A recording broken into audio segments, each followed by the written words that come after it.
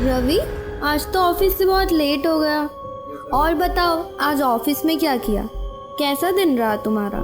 क्या बात है रवि, काफ़ी डरे हुए दिख रहे हो। तुम्हें कहीं माँ की याद तो नहीं आ रही? रिया अपने ही मजाक पर हंसने लगी थी। मैंने उसे कुछ नहीं कहा और वो अपनी थकान दूर करने के लिए नहाने चली जाती। रिया बाथरूम में शावर में नहा रही थी। ठंडा पानी उसे अच्छा लग रहा था। तभी उसे अपने पीछे किसी के होने की आहट महसूस हुई।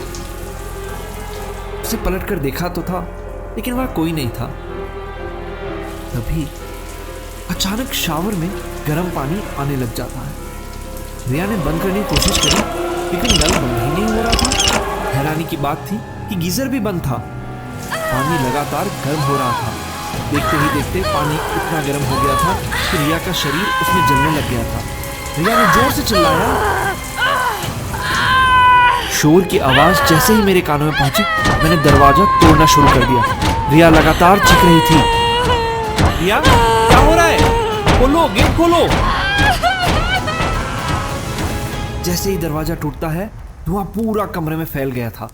रिया बेहोश होकर जमीन पर गिर गई थी। उसकी सांसें चल रही थी, लेकिन उसके शरीर पर उबलते हुए पानी के कारण लाल निशान आ गए थे। रिया, उठो रिया, रिया, रिया उठो। मैं जैसे ही उसे उठाकर कमरे में लाया, मैंने देखा कि मंदिर का दिया जल रहा था। रिया का शरीर पूरी तरह जल चुका था। उसे इलाज के लिए अस्पताल ले जाना सबसे ज्यादा जरूरी था। मैंने देर न करते हुए रिया को अस्पताल पहुंचाया। उसकी सांसें चल रही थी। मैं बार बार भगवान से उसकी जान की भीख मांग रहा था। हे भगवान, मेरी गलती की सजा रिया को मत दो। उसका कोई दोष नहीं है। हम सब भगवान के बच्चे हैं, तो फिर वो हमें ऐसा दुख क्यों देते हैं? रिया का रात भर इलाज चलता रहा। मुझे इतना समझ आ चुका था कि यह सब उस मूर्ति के कारण ही हो रहा था, लेकिन क्यों? इसकी वजह सिर्फ माँ ही बता सकती थी। और सुबह होते ही माँ लौट आई थी।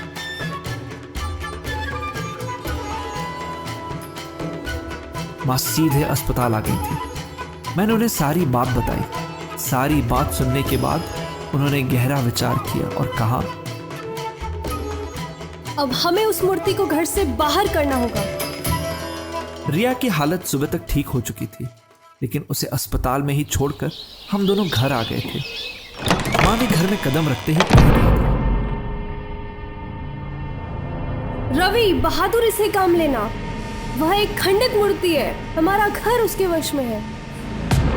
माँ मंदिर वाले कमरे में जाकर देखती है कि वहां दिया अभी भी जल रहा था। माँ ने मंदिर के सामने हाथ जोड़े और फिर कुछ मंत्र बोलने लगे। गम गणपतये स्वाहा, ओम शांति। उन्होंने दिया बुझाया और मूर्ति को उठाने लगे, लेकिन मूर्ति अपनी जगह से हिल ही नहीं रही थी।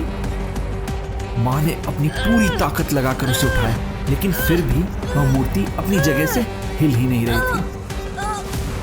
ये देखकर मैं माँ के पास आ गया था और जैसे ही मूर्ति को उठाया, कमरे में किसी के चीखने की आवाज सुनाई देने लगी।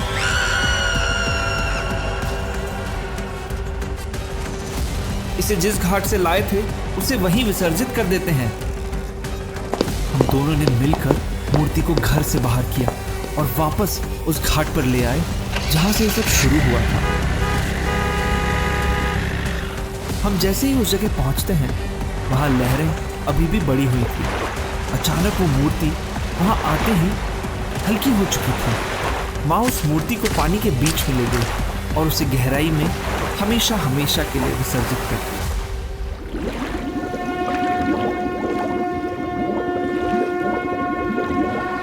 माँ, ये सब क्या था?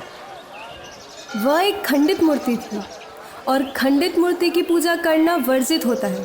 भगवान गणेश हमारे सारे दुख दर्द हर लेते हैं। जब हम उन्हें विदा देते हैं तो वे हमारे घर के दुख भी ले जाते हैं, लेकिन हम उन मूर्तियों को घर ले आते हैं। कई बार किसी के घर का भाग्य हमारे घर आता है, तो कभी किसी के घर का दुर्भाग्य। कुछ दिनों बाद रिया की तबीयत ठीक हो जाती है। घर में पूजा पाठ फिर से चालू हो जाता है, लेकिन फिर कभी हम कोई भी मूर्ति घर नहीं लाए।